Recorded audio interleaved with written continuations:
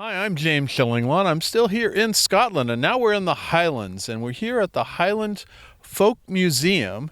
I'm here with Joe Watkins, who is the operations director, Assistant Operations Manager. assistant operations manager, and we just actually had a wonderful little performance. We're going to talk about it. This is a open air museum that really looks at the history of the Highlands and all of the structures that they have, and we're going to talk about this and a whole lot more on Insider Travel Report.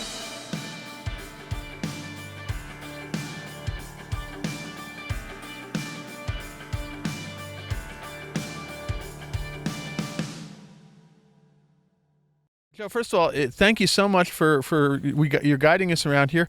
This is, where are we located here in the Highlands? So we're here in the central part of the Highlands in Newtonmore, and we're the Highland Folk Museum here in Newtonmore. So how many structures do you have? It's an open air museum, and it really extends for quite some period of time. We actually took a bus around here to this part of it, but how many buildings do you have in the museum? So we have over 35 historic structures now for the visitors to explore and enjoy, and we're standing here up in our 1700s township, where you can see 6 or 7 of them from the early. It is amazing. We did start in the schoolroom because you had to take us to school, right? Because that was we had not been good, and so we were in this old schoolhouse, and then we came here, and this is what does this date from, this particular village? So this township is from the 1700s and shows how communities in the Highlands would have lived sort of 300 years ago, in different little townships, little villages dotted around the Highlands, and life was very township centred, if you know what I mean. People didn't travel very far, they didn't go to work,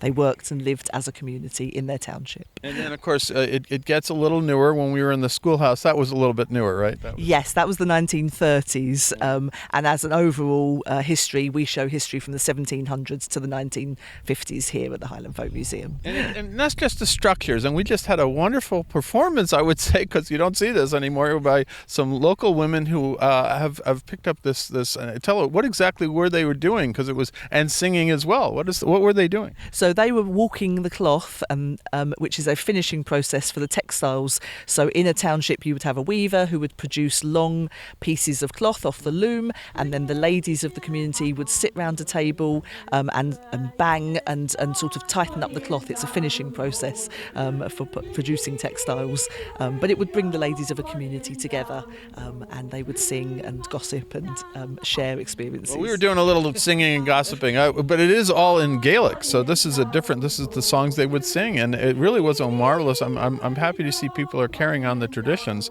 to see this, but it really was a wonderful. So you will have that sometimes if you arrange it with your group, right? Yes, the local walking group ladies, they come for some of our special events, and they can be arranged for groups as well with prior notice. They're very happy to come out and share those traditions. Now, how long would you suggest people visiting? How long should they stay here?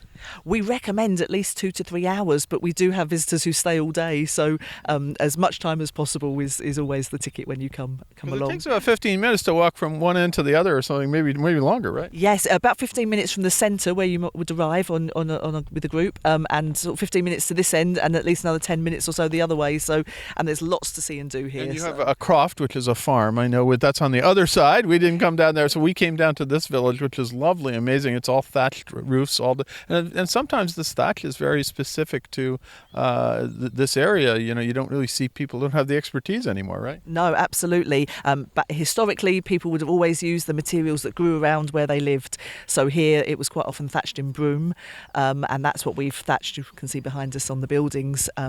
But the crafts of Highlands and Islands thatching is, yes, quite endangered.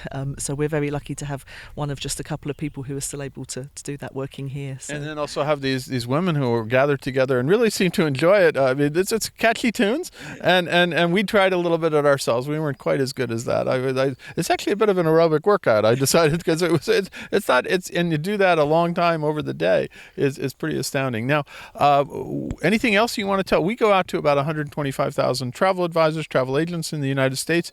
And what would you like to tell them about maybe arranging a visit here for their clients? Well, at the Highland Folk Museum, we'd be very pleased to arrange a visit for for their clients.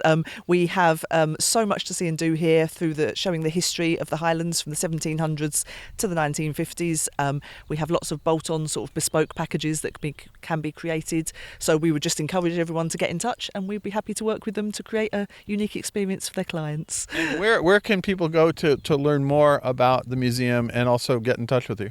So we have our website, which is www.highlandfolk.com. That's a good place to start. We're also on Facebook and Instagram and Twitter. So Google us for that and you'll find us there. I can give you the links for later, and I can give you the links for the walking group as well, because the ladies have their own Facebook page. Oh my God! And they actually have their own recording too. You can get for £10 you can get a CD of their, and it's like little catchy tunes. You got to get this. I don't know if they're on Spotify yet, but we'll see what happens. Never know. Anyway, listen, Joe, thank you very much for taking the time to walk us around this museum. It happens to be a beautiful day in the Highlands. When it started off, it was raining, and now all of a sudden it's gorgeous. And you can bring send your clients here. I think they'll really find it fascinating about what goes on here and see the history of the Highlands from a whole new perspective. Thank you. Thank you for your time. Thank you for coming to see us, and we hope to see some of the group soon. I'm James Shillinglaw, and this is Insider Travel Report.